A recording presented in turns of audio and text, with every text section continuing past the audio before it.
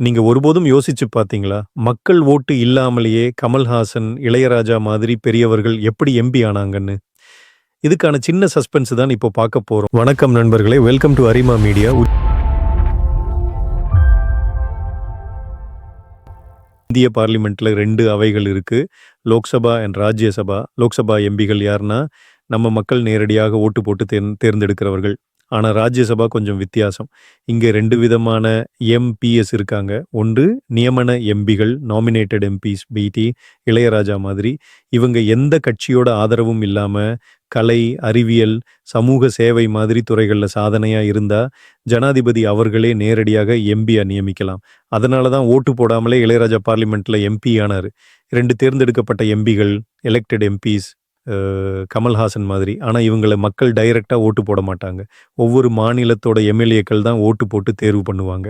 ஒரு ராஜ்யசபா எம்பியோட பதவிக்கு சராசரியா 34 முதல் 35 எம்எல்ஏக்களின் வாக்குகள் தேவைப்படும்.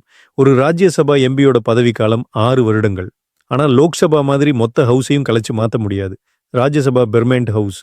ஒவ்வொரு 2 வருஷத்துக்கும் ஒரு 3வது எம்பிகளோட காலம் முடிஞ்சு புதியவர்கள் நியமிக்கப்படுறாங்க. இவங்க சட்ட திருத்தம், மசோதாக்கள் நிறைவேற்றம், முக்கிய தீர்மானங்கள் எடுக்கிறது மாதிரி ரொம்ப முக்கியமான பங்குகளை வகிக்கிறாங்க. அப்படின்னா, மக்கள் ஓட்டு இல்லாமலேயே சிலர் எம்பி ஆகிறதுக்கு காரணம் ராஜ்யசபாவின் இந்த சிஸ்டமே தான். இந்த தகவல் உங்களுக்கு யூஸ்ஃபுல்லா இருந்தா லைக் பண்ணுங்க, உங்கள் நண்பர்களோட ஷேர் பண்ணுங்க. மறக்காம அரிமா மீடியா சேனலை சப்ஸ்கிரைப் பண்ணிக்கோங்க.